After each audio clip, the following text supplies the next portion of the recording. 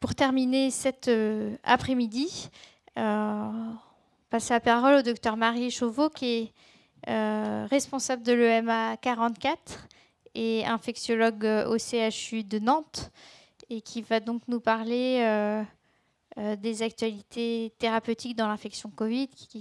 Ce virus, même s'il occupe moins les réanimateurs, on reste très concerné dans les services de soins, en particulier sur ces saisons hivernales. Merci Marie. Merci Hélène. Donc les actualités thérapeutiques du Covid, alors j'ai fait un peu un mix entre ce qu'on a de recommandations qui n'est pas toujours énorme et très clair, et puis un petit peu de données bibliographiques. Première question, est-ce que c'est pas fini la Covid quand même depuis le temps? J'ai retrouvé, donc vous avez à gauche les données européennes et puis à droite plutôt les données françaises, et donc ça fait encore des vagues, et si ça fait encore des vagues, c'est qu'il y a encore un petit peu de Covid qui circule. Et puis on a les données, donc là c'est tout récent, c'est en janvier, de la part des suspicions de Covid parmi les actes de SOS Médecins. Donc la courbe 2023-2024, c'est celle qui est en rouge, donc qui s'arrête à la semaine 1 pour l'instant.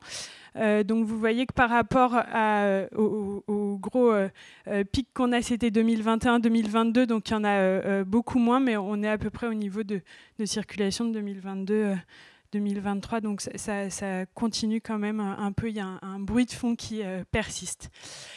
Et puis surtout, c'est pas complètement fini, et puis l'impact il reste. Alors on a tendance à se dire, bon bah maintenant c'est bon, c'est une virus comme les autres, et donc basta finalement. C'est probablement pas le cas pour tout le monde en fait. On peut pas dire que c'est passé pour tout le monde. Et donc il y a cette étude assez récente qui est assez, à mon sens, très intéressante, qui a étudié l'impact du Covid chez les personnes immunodéprimées pendant la période Omicron. Pendant très longtemps, on a eu beaucoup de données sur tout un tas de choses sur le Covid, mais à chaque fois on disait c'est dommage, il n'y a pas beaucoup d'immunodéprimés. Donc du coup là, c'est des données qui viennent du NHS, où ils ont pris de façon aléatoire 25%. Donc du coup, ça couvre à peu près toute la population d'Angleterre, 25% de cette population, et puis ils ont regardé les immunodéprimés versus les immunocompétents. Et donc, ce qu'on voit, c'est que globalement, la population immunodéprimée était en moyenne un peu plus âgée, 66 ans versus 45 ans chez les immunocompétents, était plus comorbide, puisqu'il y en a 20% qui avaient plus de 3 comorbidités versus 6,5%. Puis ils étaient globalement mieux vaccinés, puisque 85% des immunodéprimés avaient reçu au moins 3 doses de vaccin Covid, contre 50% dans la population immunocompétente. Et puis surtout, ce qui est beaucoup plus intéressant, c'est que ils ont regardé finalement quel était l'impact donc du Covid chez ces immunodéprimés. Et donc en gros, les immunodéprimés représentent 3,9% de la population globale en Angleterre.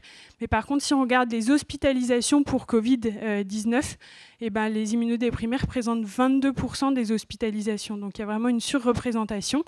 C'est encore plus vrai pour les admissions en réanimation et pour la mortalité liée au Covid. Et du coup, sur les graphes de droite, alors en haut, c'est les admissions en soins intensifs, et puis en bas, c'est les décès liés au Covid. Et donc, la barre violette correspond à la proportion de patients, donc soit qui a été admise en réanimation, soit qui est décédé du Covid, alors que le petit point blanc au milieu, ça correspond à la prévalence dans la population générale. Donc ça permet de se rendre compte qu'il y a vraiment une surreprésentation de ces événements pour une population qui en fait est assez faible, mais clairement plus à risque de formes graves. Et puis ils ont regardé quelles sont les immunodépressions finalement les plus à risque de décès.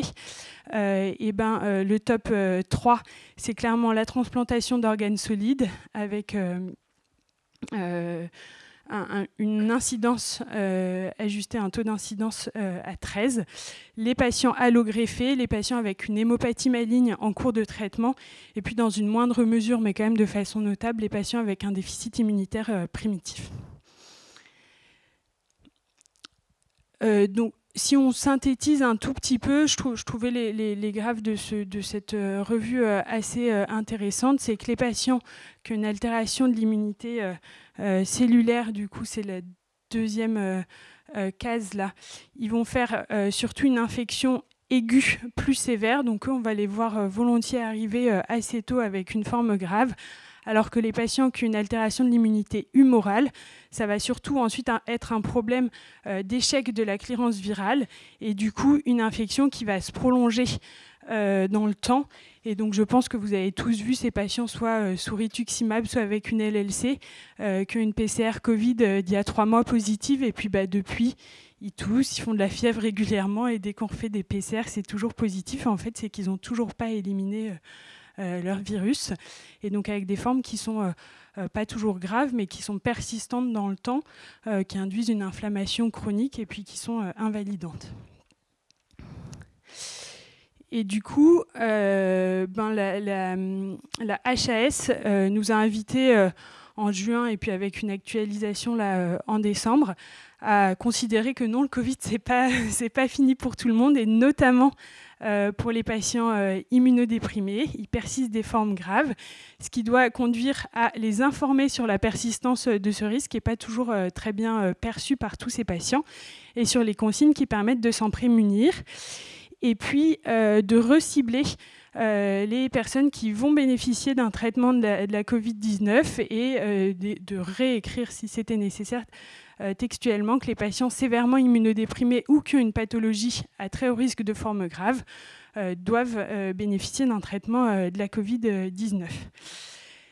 Et donc, ils nous reliste alors les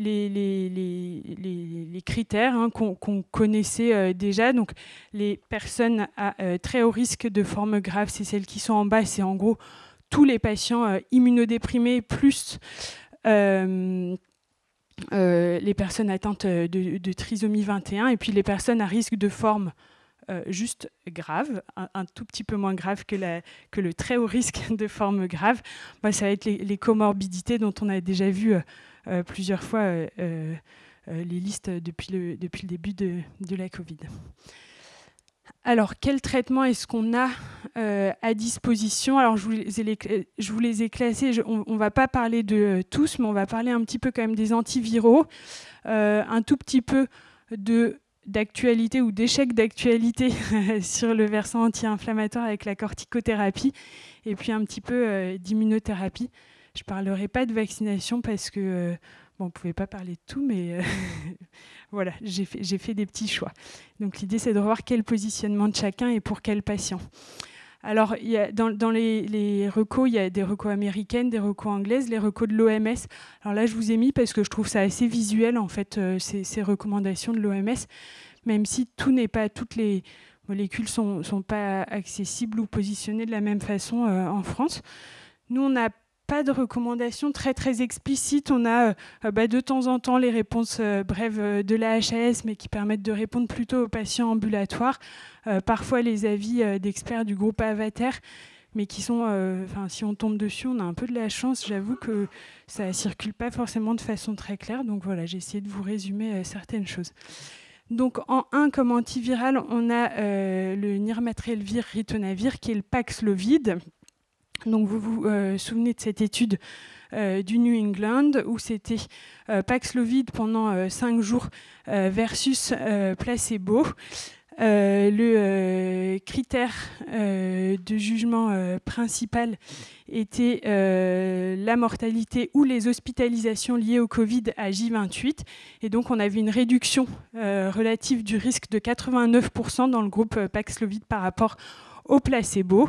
Et donc, à partir de là, le Paxlovid a été recommandé. Et donc, dans l'avis d'octobre 2023, la actualisé du groupe Avatar, qui est du coup le groupe qui émet des recommandations parmi la NRS MIE, clairement, c'est décrit que le Paxlovid reste le traitement curatif de première intention pour les formes de Covid légères à modérées, donc non oxygéno-requérantes, quel que soit le variant ou le sous-variant. Et puis, petite nouveauté, voilà, qui a quelques mois, mais qui est assez récente, c'est que ça reste une option thérapeutique chez les patients insuffisants rénaux chroniques, y compris insuffisants rénaux chroniques sévères et hémodialysés, avec juste des adaptations posologiques à effectuer. Donc, on reste dans le Covid non sévère, idéalement plutôt dans les 5 premiers jours d'évolution des symptômes. Et puis, je rappelle quand même cette grande vigilance qu'il faut avoir vis-à-vis des interactions, puisqu'il y a de nombreuses interactions avec le ritonavir, et avec 2 outils qui peuvent être utiles, soit le tableau de la Société française de pharmacologie et de thérapeutique, soit le site Covid-19 Drug Interaction Checker de l'Université de Liverpool, que moi je trouve vraiment très précieux, parce que ça nous dit dans quel sens se fait l'interaction, et enfin, je trouve que c'est un peu plus clair, un peu plus complet que le tableau de la SFPT. Il faut être juste un tout petit peu anglophone, parce que c'est un site en anglais, mais... Voilà. Il y avait eu quelques interrogations quant au fait qu'il puisse y avoir un risque de rebond virologique sous Paxlovid, c'est-à-dire certes une clearance virale, mais ensuite la réapparition du coup de positivation, la repositivation, je devrais dire plutôt, de la PCR en nasopharyngée, avec cette arrière-pensée sur l'émergence des résistances. Et donc on a des données qui sont à la fois sur l'ère pré-Omicron, mais aussi sur l'ère Omicron d'adultes atteints de Covid légère à modérée avec une PCR positive. Et donc, on voit qu'il n'y a pas tellement plus de rebond virologique chez les patients traités par Paxlovid, c'est la courbe bleue pleine, par rapport aux patients qui étaient sous placebo. Donc finalement, ce risque de rebond virologique ne semble pas du tout avéré. Et donc, on s'y retrouve finalement, la HAS et le groupe Avater se retrouvent à peu près sur les indications du Paxlovid, avec pour la HAS, du coup, les patients sévèrement immunodéprimés ou les patients de plus de 65 ans ayant des facteurs de risque de développer des formes graves. Et donc, en pratique, on retombe à peu près sur la liste du groupe Avater, sachant qu'ils nous mettent également tous les patients de plus de 80 ans ayant un rappel de vaccination de plus de 6 mois. Donc, au final, assez vite, et dans les propositions du groupe Avater, du coup, pour les patients juste à haut risque, ils mettent au moins 2 conditions parmi les suivantes, mais du coup, dès qu'on a plus de 65 ans et pas de rappel, ou plus de 65 ans plus une comorbidité, on est dans l'indication. Donc finalement, ou si on a moins de 65 ans mais qu'on cumule les comorbidités, c'est pareil. Donc finalement, des indications assez larges du Paxlovid. Et puis, quand on ne peut pas faire de Paxlovid, il faut se poser la question du Remdesivir. Donc, il y avait eu cette étude de 2022 dans le New England qui évaluait du coup de façon précoce le Remdesivir, 3 jours de Remdesivir par voie intraveineuse versus placebo. Ce qui permettait de réduire, de diminuer le risque relatif de 87% de décès ou d'hospitalisation liés au Covid à J28. Alors là, je vous ai juste mis à droite, c'est les données d'activité du Remdesivir sur les différents variants qui ont circulé récemment. Et notamment, on a les XBB, et donc vraisemblablement, le Remdesivir restait bien efficace contre les XBB. Je n'ai pas trouvé les données sur le JN1 qui est actuellement en train de devenir dominant. Donc je ne sais pas vous dire. Et du coup, le groupe Avater, toujours le même en octobre, conclut que le Remdesivir reste le traitement curatif de deuxième intention lorsque le Paxlovid ne peut pas être utilisé et qu'on a une indication de traitement. Inconvénient du Paxlovid, c'est que c'est du parentéral et donc c'est plutôt à l'hôpital et que ça occupe un lit.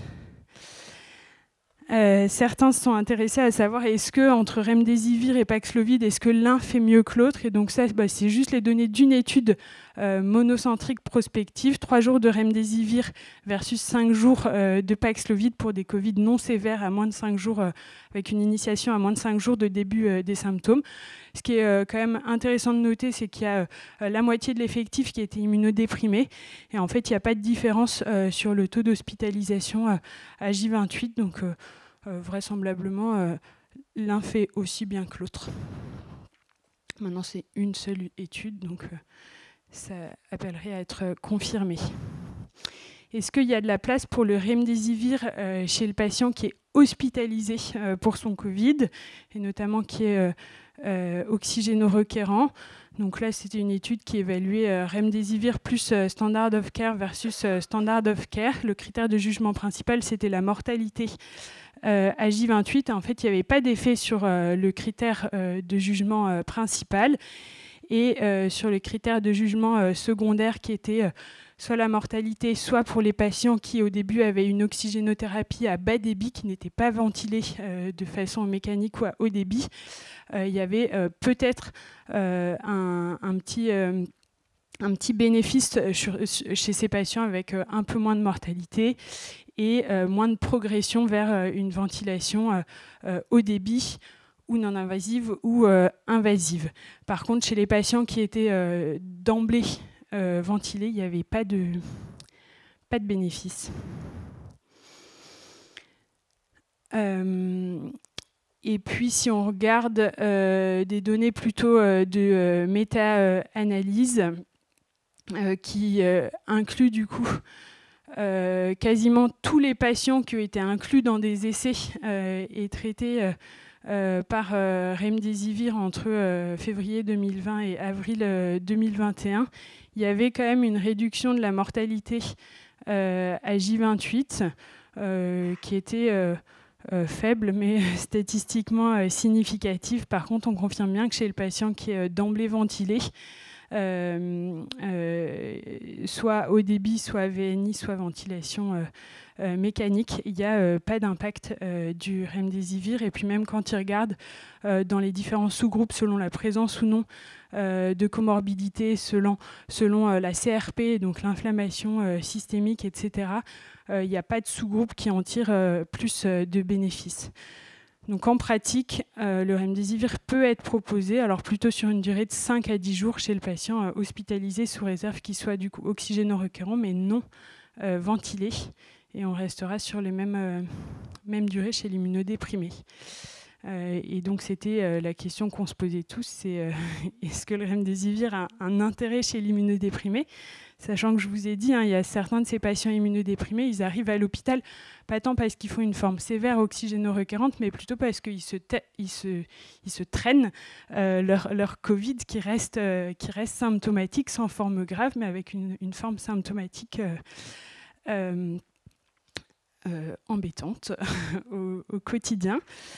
Et donc, l'idée, c'était de comparer les patients immunodéprimés qui avaient été hospitalisés pour Covid, qui avaient reçu du remdesivir, versus des patients immunodéprimés également hospitalisés pour Covid qui n'avaient pas reçu de remdesivir. Et donc, ils ont regardé la mortalité à J14 et à J28. Et donc, tant à J14 qu'à J28, il y avait une réduction de la mortalité de 25 à 30% chez les patients qui avaient reçu du remdesivir. Ils ont regardé quand même s'il y avait un impact des différents variants et en fait ils retrouvent cet effet qu'on soit avant Delta, pendant Delta ou pendant Omicron. Et dans cette population immunodéprimée, l'effet est retrouvé chez les patients à la fois non oxygéno-requérants à bas débit, à haut débit, mais jusqu'aux patients ventilés de façon mécanique et sous ECMO. Donc vraisemblablement un intérêt un peu plus important du remdesivir chez les patients immunodéprimés. Alors, je vous ai dit, y a-t-il des nouveautés sur la corticothérapie ? Et bien finalement non, mais cette étude quand même était intéressante. L'idée c'était d'évaluer de la dexaméthasone à plus forte dose. Donc vous savez que sur les pneumopathies Covid hypoxémiantes, on met de la dexaméthasone à 6 mg par jour. pendant 10 jours ou jusqu'à sortie du patient si le patient sort avant J10. Et donc là, ils ont essayé de faire 6 mg par jour, donc le traitement standard, versus 20 mg de J1 à J5, puis 10 mg de J5 à J10. Et en fait, très rapidement, ils ont vu qu'il y avait une surmortalité très nette dans le bras dexaméthasone à forte dose. Donc vraiment, il ne faut pas faire des fortes doses de dexaméthasone dans la pneumopathie Covid hypoxémiante. Et dans leurs critères secondaires, ils retrouvaient plus de pneumonie non Covid, donc vraisemblablement nosocomiale, plus d'hyperglycémie et du coup de nécessité d'insulinothérapie.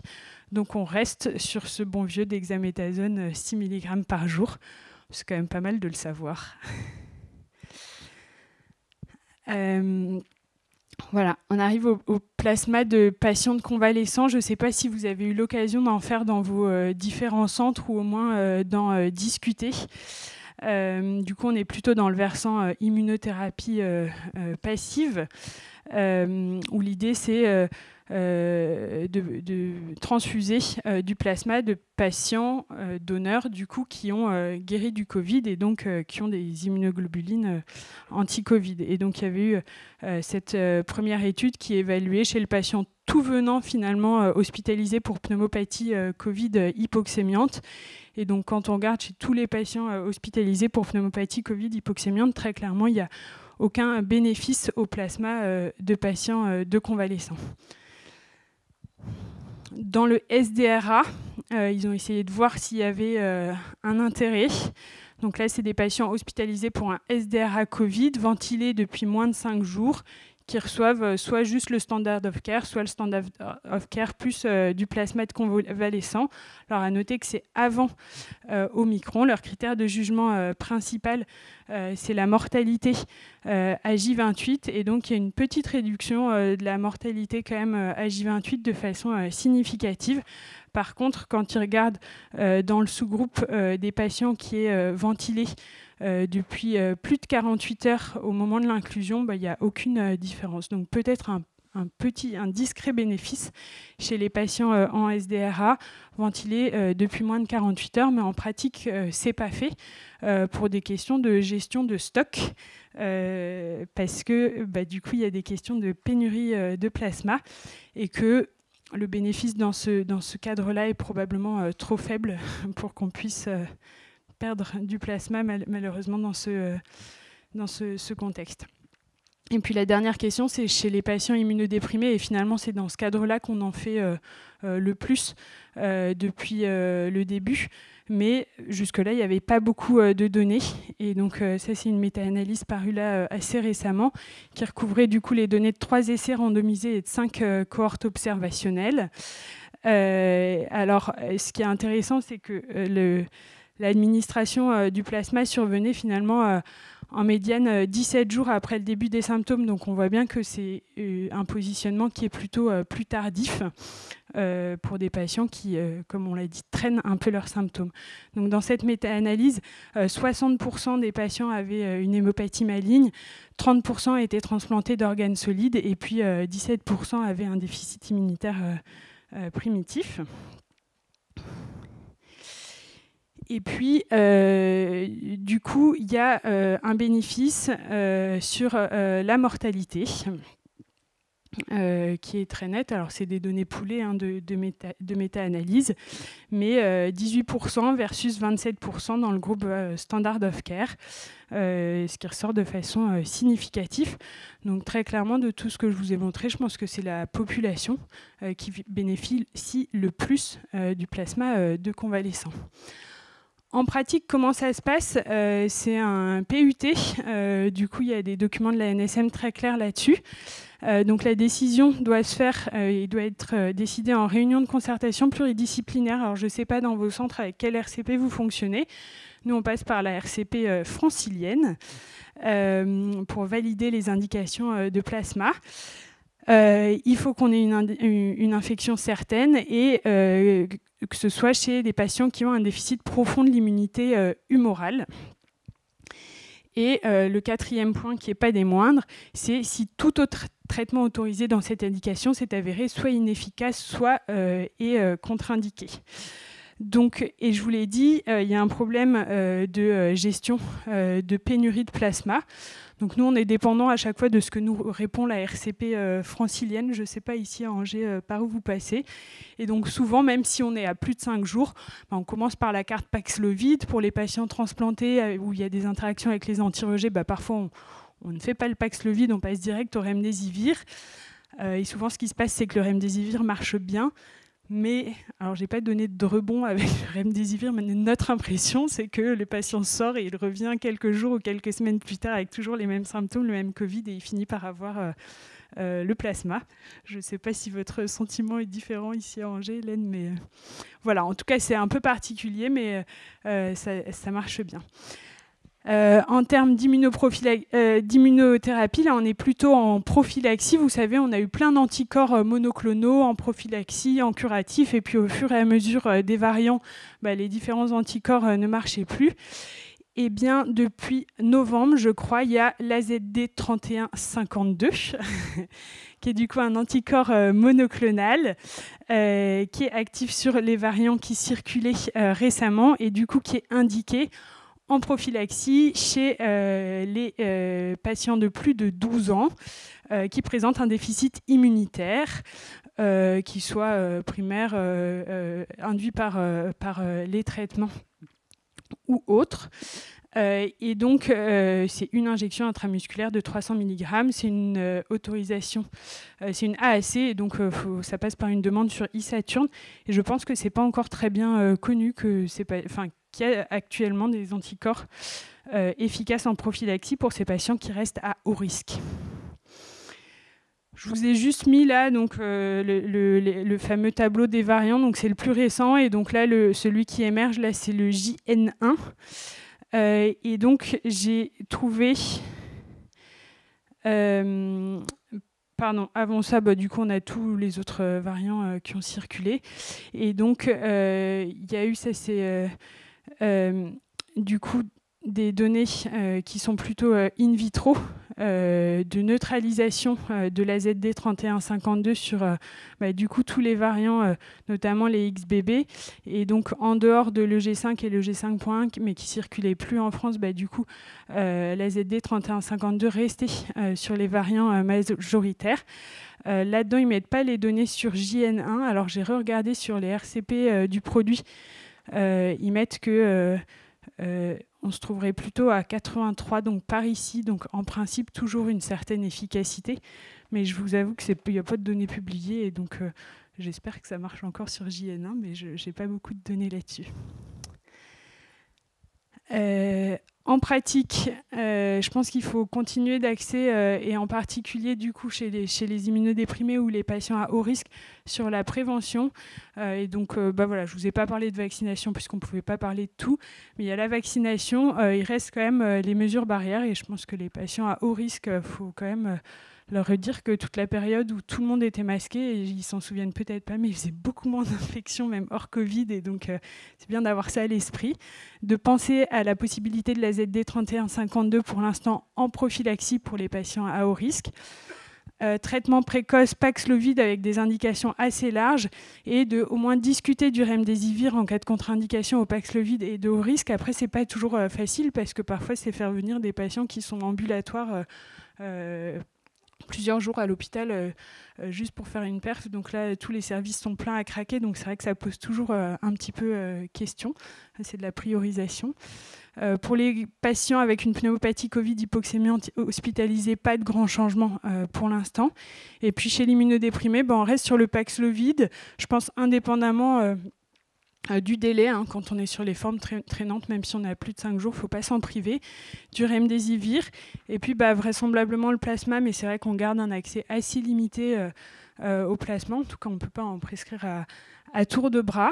2 questions en suspens: est-ce qu'il ne faut pas combiner les traitements, est-ce qu'il ne faut pas allonger les durées de traitement? Et du coup, c'est un peu ce que cherche à étudier cette étude Optikov qui évalue soit Paxlovid 5 jours, Paxlovid 10 jours, ou Paxlovid 5 jours plus une dose unique de Remdesivir, ou Paxlovid 10 jours plus une dose unique de remdesivir chez les patients immunodéprimés, mais avec un Covid non sévère. Donc peut-être qu'on aura des réponses un petit peu plus claires.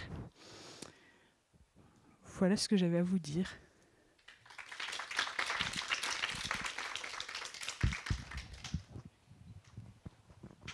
Merci Marie.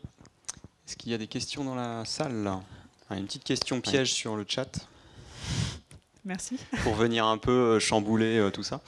Le Paxlovid étant vraisemblablement en rupture. Alors moi, j'ai pas eu, j'avoue, d'expérience récente de prescription de Paxlovid, donc je ne peux pas corroborer cette information. Mais étant en rupture, voilà, qu'est-ce qu'on fait ? Est-ce que vous avez constaté plus d'appels pour du remdesivir ? Est-ce que alors non, j'avais pas notion non plus qu'il était en rupture. Je conseillerais en 1 d'aller voir sur le site Vigirupture si c'est vraiment en rupture dans toutes les pharmacies. Ça marche pour plein de choses. Je ne savais pas. Et non, en pratique, j'aurais pas de solution miracle. J'aurais pas de solution miracle. Très clairement, on peut pas prendre en hospice tous les patients qui relèvent d'une indication de traitement, puisque vous voyez que les indications sont très larges. Et puis, comme je vous l'ai dit, le remdesivir, c'est intra-hospitalier, etc. Donc, non, du coup, les patients... en gros, nous, en pratique, ça va être les patients d'hémato qu'on va prendre. Et souvent, les patients d'hémato, en fait, leur PCR, elle remonte déjà à plus de 10-15 jours et ils restent symptomatiques. Et c'est comme ça qu'ils arrivent chez nous pour le remdesivir, puis pour le plasma.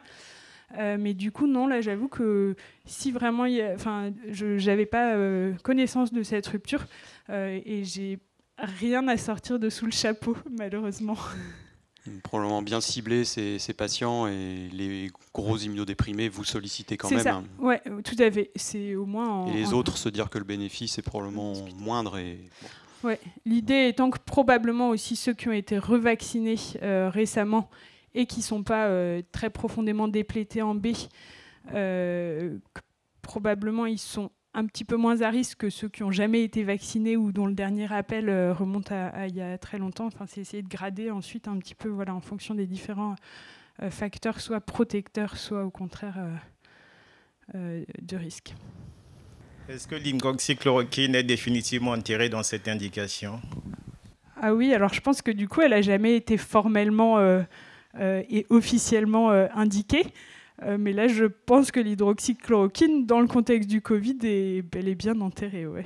C'est vrai que tu n'as pas parlé des actualités à ce sujet. Oui, non, je n'ai pas parlé des actualités, mais donc il y a cette étude récente qui retrouve plutôt une surmortalité liée à l'hydroxychloroquine prescrite dans ce cadre-là. Donc déjà, avant, on n'avait pas prouvé de bénéfice, ce qui pose toujours question de prescrire des molécules pour lesquelles il n'y a pas de bénéfice prouvé, mais une fois qu'on montre qu'il y a en plus une mortalité supérieure, pour moi, ça règle la question. On nous l'a présenté récemment, Marie, ces stratégies d'anticorps monoclonaux AZD 3152. J'ai cherché des recos, des instances. Est-ce que tu as vu des choses en termes de prise en charge ? Non, alors en fait, du coup, ce que je vous disais, c'est que ces fameuses notes du mois d'octobre du groupe Avatar, moi, m'est arrivé parce que ça a été transféré, je pense, aux membres du CEMIT, donc du Collège des enseignants de maladies infectieuses, et que mon chef de service nous l'a transféré. Mais en fait, une fois qu'on a le document, si on le cherche sur Internet, il est introuvable. Donc ça pose un tout petit peu question, c'est-à-dire qu'il y a des experts qui émettent des avis, mais qui sont vraiment introuvables sur Internet, c'est-à-dire qu'en ayant le titre, la date, tout ça, vous ne le retrouvez pas.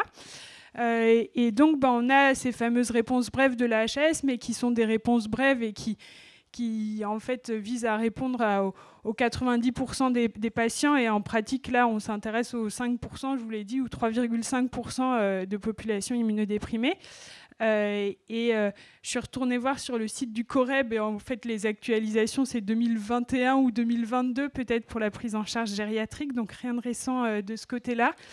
Et donc, après, quand on veut, c'est les recos américaines, le reco anglaise, l'OMS, tout ça, mais du coup, ce qui correspond pas forcément à ce qu'on a. Et donc, c'est vrai que j'ai trouvé, et ce topo était l'occasion de refaire le point, qu'il n'y a pas une très grande lisibilité, très honnêtement, et je trouve que ça pêche un peu. On peut dire que maintenant, on sait faire dexaméthasone, mais du coup, un peu dans la subtilité, notamment pour ces patients un peu plus complexes que ce sont les immunodéprimés, il n'y a pas de document bien fait. C'est pareil, la durée du remdesivir, c'est 5 à 10 jours. On ne sait pas trop chez qui faire 5, chez qui faire 10. Enfin, ça reste très flou. Si certains d'entre vous ont des sources plus fiables, je suis preneuse. Mais vraiment, là, j'ai cherché, je n'ai pas trouvé de façon très simple. Ouais. C'est une piste peut-être à travailler pour nous. Je pense que la thématique était quand même importante, même si on a parlé et reparlé du Covid. Il y a quand même des actualités. Et donc à Nantes, il n'y a pas d'organisation d'administration de ces traitements préventifs dans les filières immunodéprimées, néphro, alors nous c'est interne, etc. une de nos, enfin du coup deux de nos référents qui ont envoyé un mail à toutes les filières actives. À toutes les filières concernées, donc effectivement les transplantés, les internistes, etc. Au mois de novembre, il n'y a eu aucun retour. Et puis finalement, c'est quand on a eu des patients hospitalisés qui ont eu du plasma, on s'est dit, dans la foulée, on va leur faire les anticorps, qu'on a appelé la pharmacie, qui nous a dit, et donc ça devait être en janvier, qui nous a dit, vous êtes la première demande du CHU. Donc manifestement, les différents spécialistes d'organes, qui pourtant s'étaient emparés des anticorps précédents, là, s'en étaient pas tout à fait emparés. Et je pense qu'ils n'ont même pas vu passer. Pourtant, le mail a été lancé, relancé, relancé. Il n'y a pas longtemps, des internistes m'ont dit on n'était même pas au courant, alors que ils étaient bien en copie du mail. Donc manifestement, ça... Je ne sais pas, les gens sont un peu moins réceptifs. Je pense tant au niveau des professionnels que peut-être aussi parfois des patients qui disent le énième anticorps, on n'en peut plus, c'est pourtant fini le Covid. Je pense qu'ils se sentent moins concernés. Donc à nous de leur dire quand ils sont vraiment à haut risque, ils sont pas encore tellement, c'est pas tellement derrière eux. Très bien, merci beaucoup Merci. Marie.